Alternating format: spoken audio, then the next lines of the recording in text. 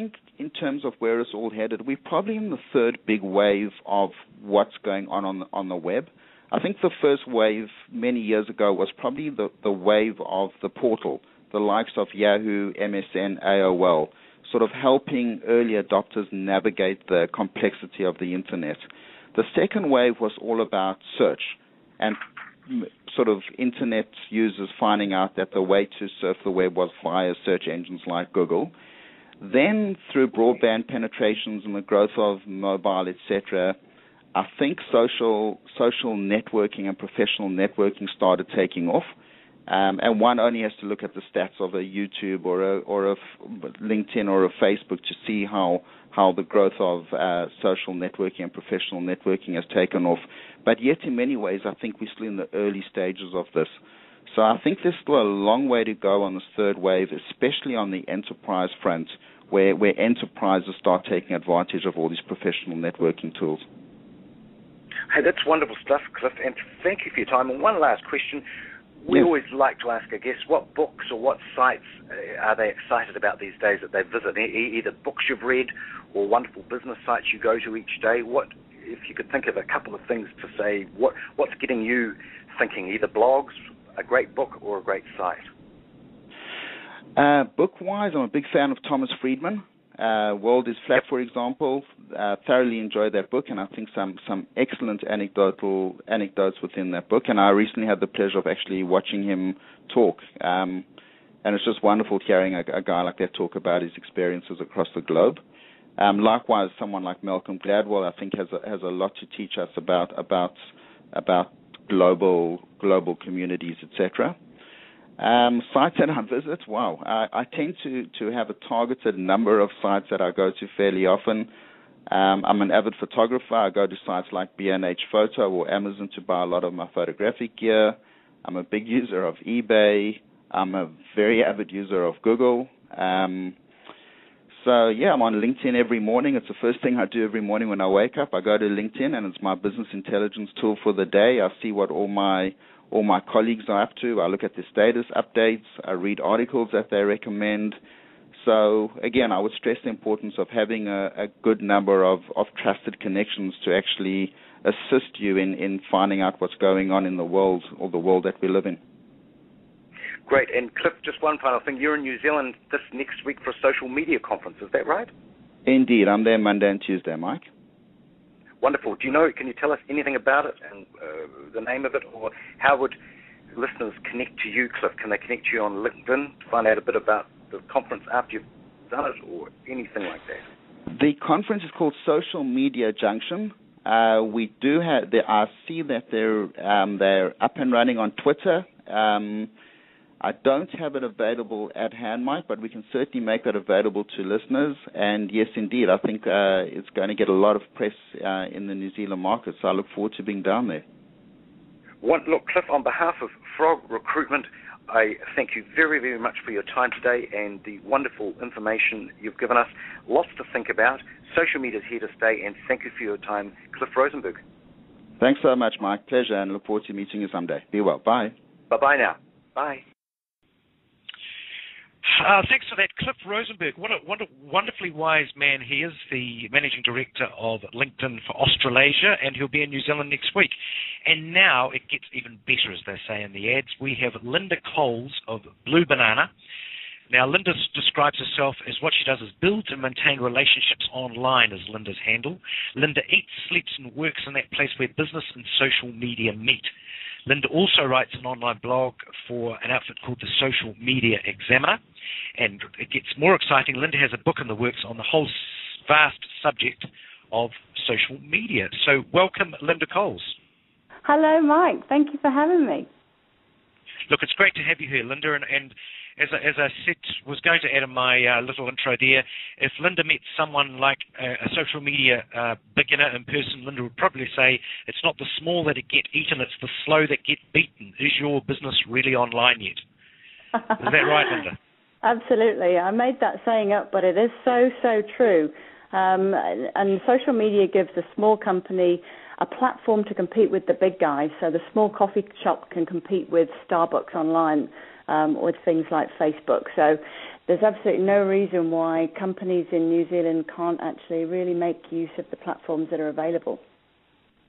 Oh, wonderful. So it's very democratic, as they say. Now, Linda, before we get into the nuts and bolts of social media, let's learn a bit about you.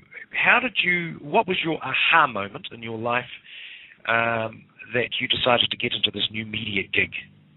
Well, I've been working, Blue Banana's been trading since 2002, but really been focusing on social media in the last 3 years. And before that, I worked doing search engine optimization, or SEO. And social media at the time was really just starting to come online in New Zealand. It was still very big over in the States and the UK, but people were still a little bit reticent over here about using it, not really sure what to do. So I found that I could talk to people in a way that they understood and present the platforms in an easy way for them to understand them and make it less scary, if you like. So it was a natural progression for me and something that I really love, and I think it's nice to be able to do a job that you really love, because then it doesn't feel like doing a job. You're just helping people out get better at their online business. So that's really what prompted me. So the aha moment was, yay, this is something that I love and I can be good at.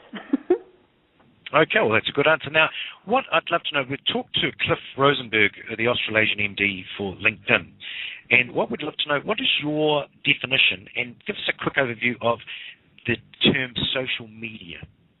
LinkedIn's obviously one part of it. I hate calling it social media, really, because social media implies that you're just mucking about.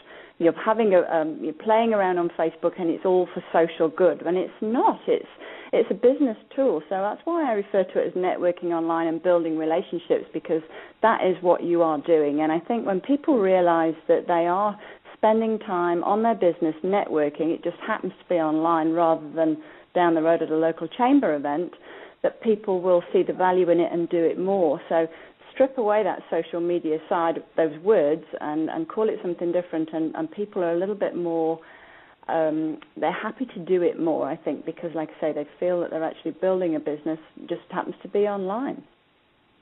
So what is it? Tell us what this business social networking, whatever you'd like to say, what are the main vehicles people need to use if they're serious about it? Well, there's the four main platforms that I teach on. So the first one is LinkedIn, and that's the one that I pretty much know just about everything to do with LinkedIn, I think, certainly in New Zealand, if not in Australasia. And that is the business-to-business only networking site. So there's over 80 million people on there. It's vast, and it's all business-to-business. So unlike Facebook, there's nobody asking you to join their Mafia games or their Farm Bill, and it's all quite credible business people. They tend to be middle managers and upwards, small business owners, CEOs, directors, chairpeople. So Facebook is very different in that it's a different audience. There's 500 million people over there. And you've got all sorts of different conversations going on. Then you've got Twitter, which is sort of in between, and you either understand Twitter or you don't. And people think, well, why do I want to know what you've had for breakfast? It's not that interesting.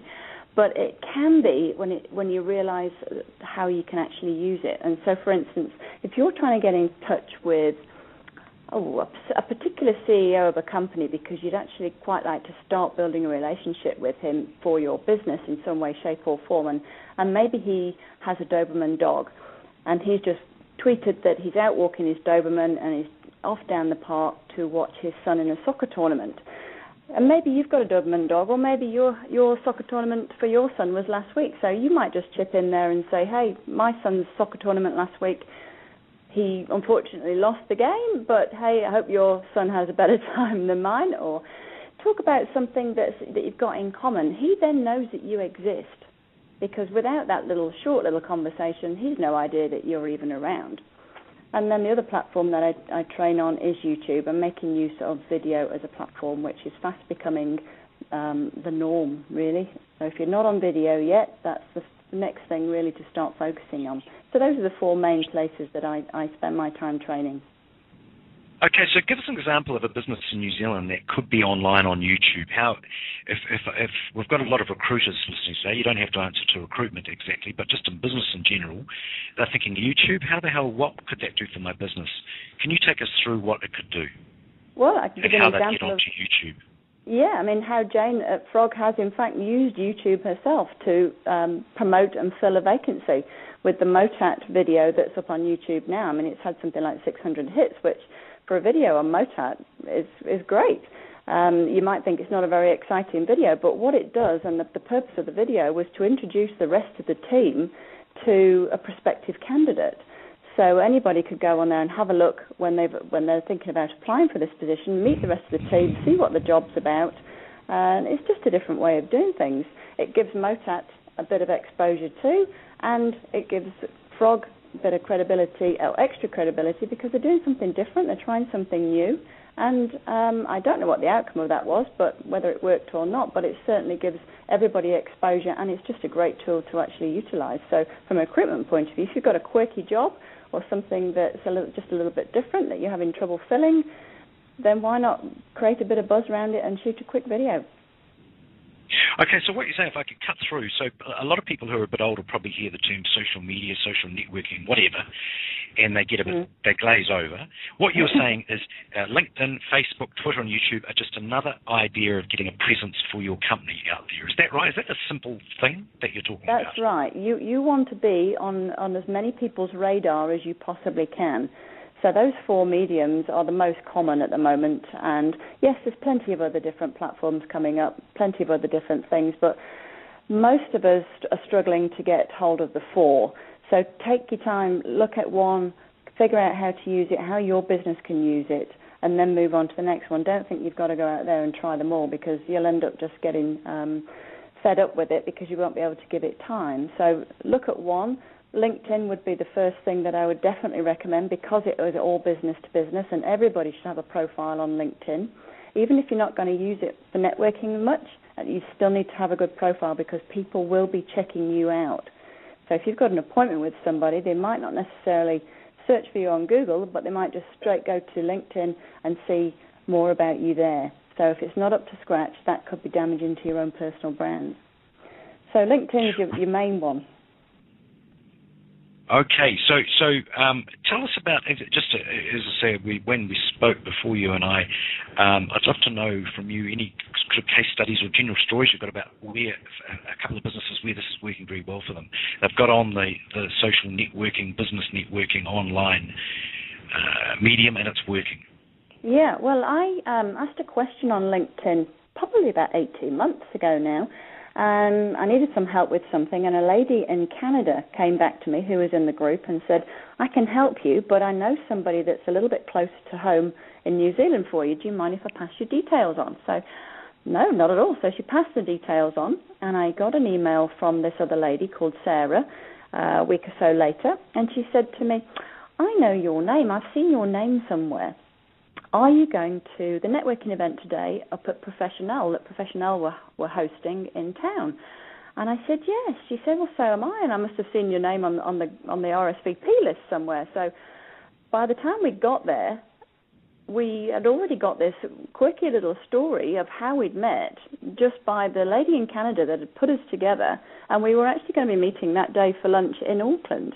And Sarah then became a client and actually a good friend, and in fact only lives 40 minutes down the road from me. So from the power of LinkedIn and asking a question, a lady in Canada put us in contact with each other, and the business connection was done. So that's just a very quick story about how you can use it. And another one that I've been working on just recently was I wanted to speak to quite a large company, well, Microsoft actually. I wanted to speak to Microsoft because I'd got a great idea but hadn't quite got the courage to pick up the phone and tell them my idea because, I didn't want the rejection. So I kept putting it off, and then one rainy day I was in a bookstore in Sylvia Park, and I saw a Business Today magazine with the then country manager of Microsoft on the front cover, Kevin Ackhurst. So I thought, uh-oh, there he is looking at me. This is an omen. I need to do something about it. So when I got back to the office, I thought, I wonder if he's on LinkedIn. And he was. So I checked which group he was in, because when you're in the same group as somebody, you can send them a message directly without knowing their email address. So I just quickly jotted down what I wanted, what my idea was, and sent it through, not really expecting to hear anything back. But within a couple of hours, he came back to me and said, yeah, I like the idea, let's talk some more. So I guess the point is I made it really easy for him because he could just literally click on my name through LinkedIn, find out a bit more information about me and decide if I was worth pursuing or not. And me using LinkedIn the other way to get through to him, it meant it was a clear way through. I didn't have to try and get through any gatekeepers or anybody in the office and tell my story 16 times for them to decide that he might not be interested or not, maybe or may not be interested in it. So it worked out really well, and went and presented to the Microsoft team, and the rest, as they say, is history. So I don't think I would have got that far if I'd have just picked up the phone and asked to speak to him, for sure. So LinkedIn really, really did help me on that instant. So why do you think people are hesitant to get involved? Is it the time? If they really want to do it properly, do they have to spend hours a day on this? No, they don't, but the main thing that people think of is time, but it's also when they first set it up, they don't really know what they're doing. They put a profile together and forget it after that, really. They don't see the value in it because, there's nobody out there, probably only me. I'm on my own private crusade to educate people on how powerful it is, that can show them how to actually use it and where they should be spending their time. So I suggest that you spend no more than 15 minutes a day just on LinkedIn, and that would involve asking and answering questions and just keeping your profile up to date every so often and checking out what's going on with your connections. So 10-15 minutes a day should be all you need just on LinkedIn. So it really is an investment that you can't really afford to miss. But just to play the devil's advocate, is there a danger of everyone getting on LinkedIn and spamming each other? Yeah, and that was probably a problem maybe 12 months ago, but it's really cleaned up now. LinkedIn have been quite good at that as well, but people are not tolerant of spam. And because if something does appear in a group that is a bit spammy, anybody can delete it and flag it and tell the group administrator. So people really aren't bothering the same doing the spam as they used to, which is great. And LinkedIn have actually introduced some rules and regulations, if you like. So you can only actually send a message out to 50 people at a time. So you can't actually just generate 2,000 connections and then whack out an email to them on every weekly basis and really annoy people. So there are some measures in place to stop you doing that. But it has got a lot better, and people are actually there to network and don't tolerate spam. So that's good. Excellent. Now, just to wrap up there, and we didn't discuss this, but is there quite an interesting conference next week in Auckland? Yes, Social Media Junction, where Cliff is speaking, I believe, on Tuesday afternoon. So that's a 2-day affair. It's the second one that I've had in New Zealand, and it should be a good do. It's focusing this year on return on investment, which is people's other question. I'm spending time on LinkedIn, I'm spending time on the other channels. How do I know if I'm getting my money back? But there's all sorts of different ways to measure it. And really, it's measuring the conversation, what people are saying about your product. So if you can imagine, if you're if you're a manufacturer of some new chips, say, and you can't understand why people are not reordering your product, but then you see on your Facebook business page that people are commenting that things are too salty. Well, that is a great return on investment because you can see exactly what people are thinking and what the problem is, because you've got that real-time what's going on, what people are actually saying. So, I mean, I know that's on Facebook, but those sort of systems are there for people. It should be a good event. If anybody's thinking of going, socialmediajunction.com, I believe, would be the web address. Oh, look, Linda Coles, thank you so much. And just before we let you go, what would be your advice on a great website that would be a great educative tool for people wanting to get into social media or learn about it for managers of businesses? Well, obviously I'm going to promote myself there at bluebanana.co.nz. But good idea. Another great website that I actually write quite a lot of articles for as well is socialmediaexaminer.com, and they are very well respected. They're over in the States, and that's a daily bulletin that comes out, and there's usually something for everybody in that. They really do excel themselves in the content that they put out. So those would be the two main websites that I would go for. socialmedia.com and Blue Banana. Socialmediaexaminer.com. Socialmediaexaminer.com. Thank you, Linda Coles. Wonderful advice, and good luck at the conference next week. Thank you, Mike. Bye-bye now. Bye. And that was Linda Coles from Blue Banana. And on behalf of Frog Recruitment, I would love to thank Linda Coles for talking to us today. And thank you, Frog Recruitment, the ingenious recruitment company, for bringing you Frog Live Radio.